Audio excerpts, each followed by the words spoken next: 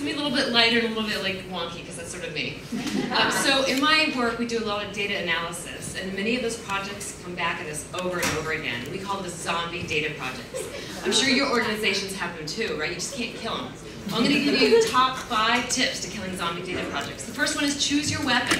There are many weapons you can use. There are 3 of our favorites right now are R, which is an open source statistical package, Model Builder, which is for spatial analysis, and we just discovered Jupyter. Does anybody know about Jupyter? Check it out. Okay, so let me talk a little bit more about R. R is awesome. It's a script-based analysis tool, and it's reproducible, automated, and documents your methods along the way. It can pull data from a central database, so you don't have to have duplicative data.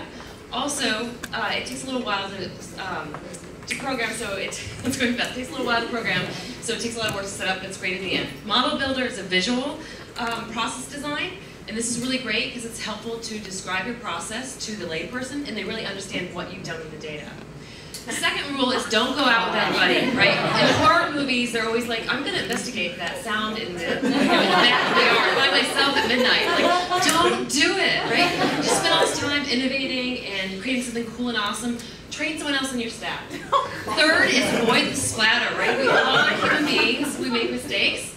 And do some quality control after every process. Do record counts, do sums, look at outliers, do spot checks, look at the data, see what it really means, and check it out. Fourth is aim for the head, right? Documentation, documentation, documentation, right? So there's 2 types of documentation we use a lot. Methodologies that look at our research methods, and metadata, the information about the data we actually use.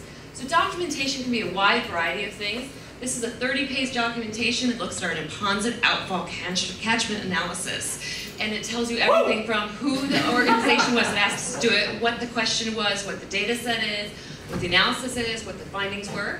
This is something on the other side, which is our internal stuff. This is open space per capita at grid level. It's 1-page document with 4 steps in the process. That's what we do most of the time. Something else that's really important is the metadata, to really understand the data you're working with, right?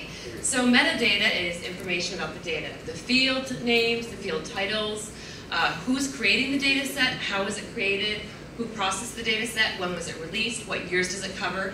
This will help you avoid a lot of mistakes if you pay attention to this. The fifth one is to create systems. I couldn't think of a zombie analysis, except for that if you don't do this, it makes your staff zombies because they have to go over and over looking for the right database, the right file, and they go crazy.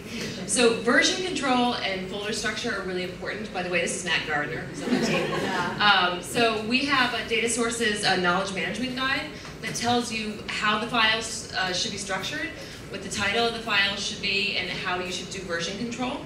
And then just to look more closely at our folder structure, we have for every project, we have 3 folders, data, documentation, and maps. And then in our data, we have spatial and tabular.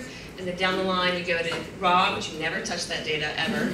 And then analysis and output. And finally, then version 1, 2, 3 through the end. So this is data services. These are our web tools that are out there now. Get your own data. Come to Democratizing Data at Data Day, June 26th at Northeastern, and learn more about R and hands-on tools. And that's the end of my talk. Thank you very much.